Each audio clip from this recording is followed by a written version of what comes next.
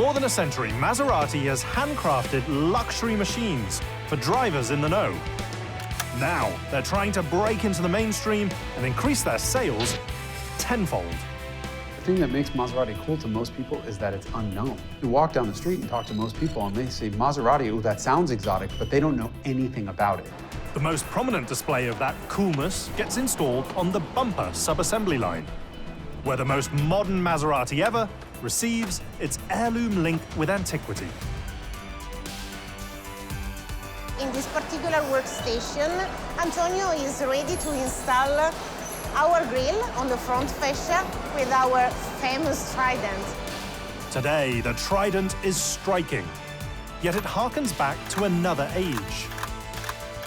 As legend has it, in 1920, one of the 7 Maserati brothers takes a visit to the Neptune fountain in Bologna's Piazza Maggiore. The idle stroll inspires him to sketch a new company logo, and the result is automotive history. The Maserati logo is based on a piece of art. People respond to it because that's what art's all about. It brings some old Italian art history into this modern brand. And it also looks great, and it's exotic, and it's interesting, and it resonates with people.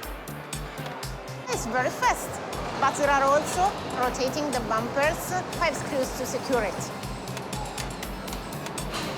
Completed bumpers head right to the line. This is a really amazing process because the preparation of our fascia is in front of us. The installation is here in order to minimize the transportation, and it is a beautiful, a really exciting process.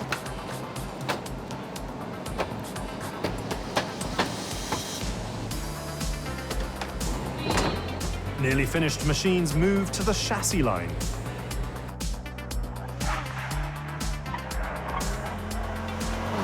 I really love this car and I really love this job. This car is a synonymous of beauty and of luxury. It's a very fast form of luxury, thanks in large part to the sporty rubber. So after the installation of the front fascia is the installation of wheels.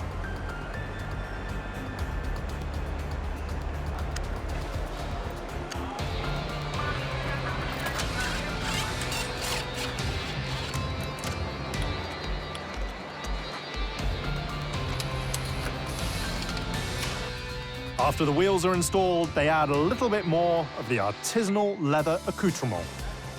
This is the workstation where seats are installed. They arrive just in sequence from the supplier, and our operator can position seats inside the car. At Mirafiore, they don't just position parts and pieces, but also family members for the future. It is quite rare. I would never have expected that one day I would have my son at my side, and in the same role I have, team leader. I have been in that role for 27 years. He has only been at it a few months, but he still has a little ways to go. He needs to grow into the job, just like his father. Even if it has been 27 years, there is always room for growth. My father and I work well together. He has taught me many things, despite the fact we work in different lines. I hope to carry his torch, because he is very good at what he does.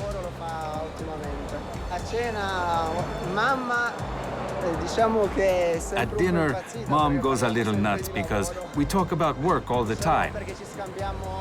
Because we exchange advice and ideas for new projects, and to bring forward new ideas.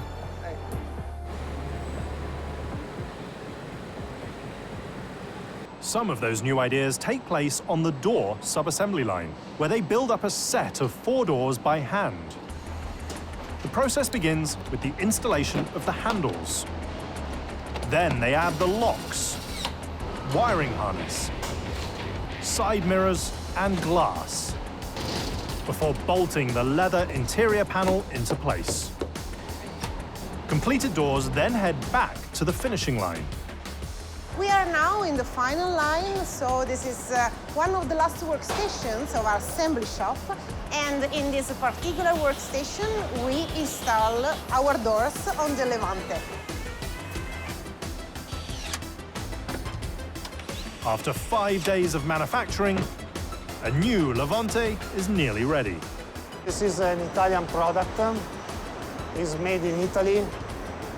It's a performance car. It's a beautiful car.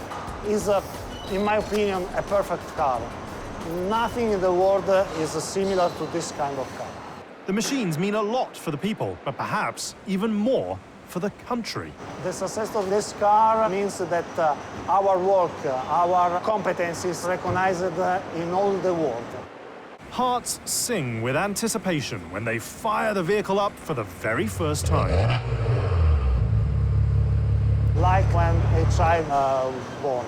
It's the same sensation. When a Levante rolls off the line, it looks complete, but it still has 2 critical quality control tests left to go. Each new machine is subjected to a shake test, then it takes a quick bath in the water booth. Finally, Maserati's newest machine is ready to hit the road. 95% of what you experience in the car isn't the hardware. Is this a strut or is this a multi-link? It's the tuning, and that's the hard bit. The majority of that tuning takes place in a highly secretive automotive proving ground. This is Boloco, and it's unlike any other racetrack on the planet. Boloco's test track is one of these places that you don't believe exists.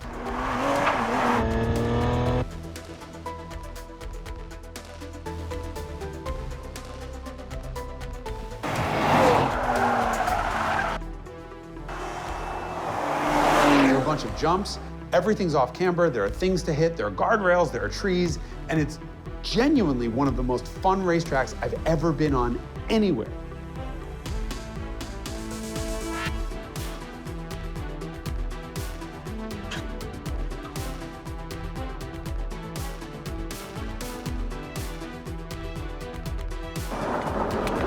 The facility features a high-speed oval, a dedicated handling track, and an off-road circuit. You realize that kind of feeds back into the cars. These cars can deal with a lot of stuff that other car companies' cars can't.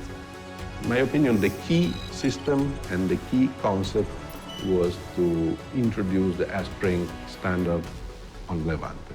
We can have increase or decrease of the ride height.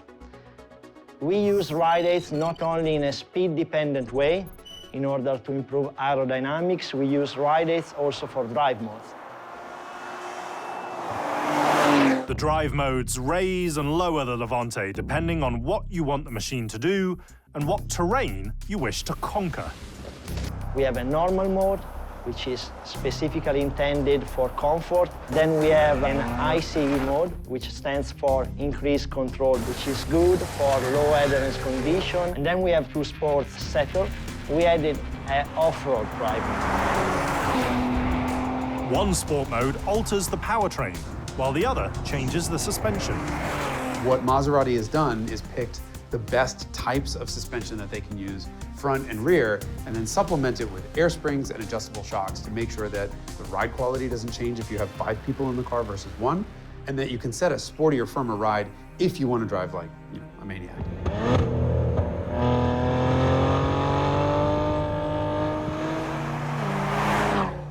The Levante is the one car out of the Maserati portfolio that I think fits the Maserati brand the best. It actually is nicer than most of its competitors and does drive more sporty than most of its competitors.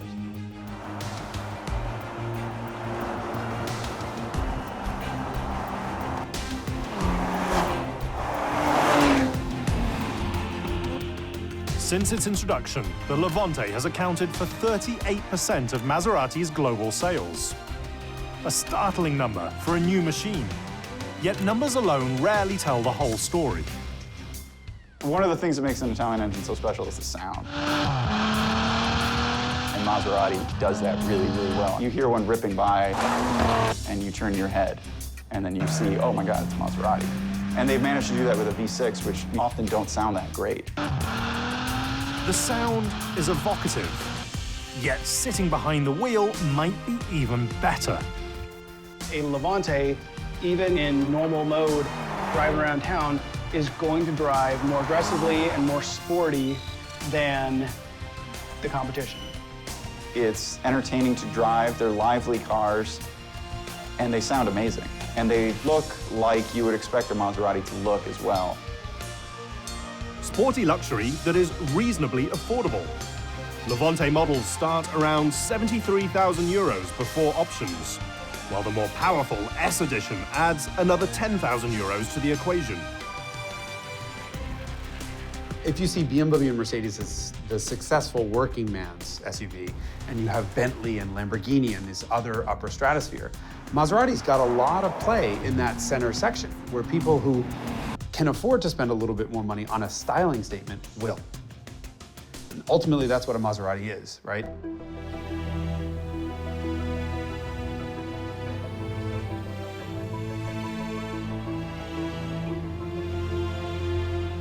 Out on the road, the Italian styling is on full display. However, the quest for sales is often a double-edged sword. If the Levante doesn't do well in the marketplace, I think it has nothing to do with the Levante itself. As Maserati pushes sales towards 50,000 a year, the cars become less and less exotic. They're still special because 50,000 isn't a big number, but when they're chasing sales like this, the effect is they lose some exclusivity. Chasing a different market has its perils, but the reason to do so is absolutely clear. He's never made an SUV before. Naturally, people are going to say, well, what do these guys know about it? And so they took it very seriously, and they made sure to make sure that this thing is a Maserati SUV. The Maserati Levante, a machine built to grow one of the most famous Italian motoring marques, and a 424 horsepowered push into the future. I find it interesting that a brand with a history like Maserati has was not met with any resistance when they said they were going to build an SUV. I heard of no purist who said, oh, the end of the world, Maserati's building an SUV. I think we're okay with the idea of Maserati building an SUV because we just want something from them that we see on the road. This is one of these brands that everyone loves, but we don't get to experience all that often. Levante will finally, I think, put it on the map for a lot of consumers that didn't consider one of their cars before.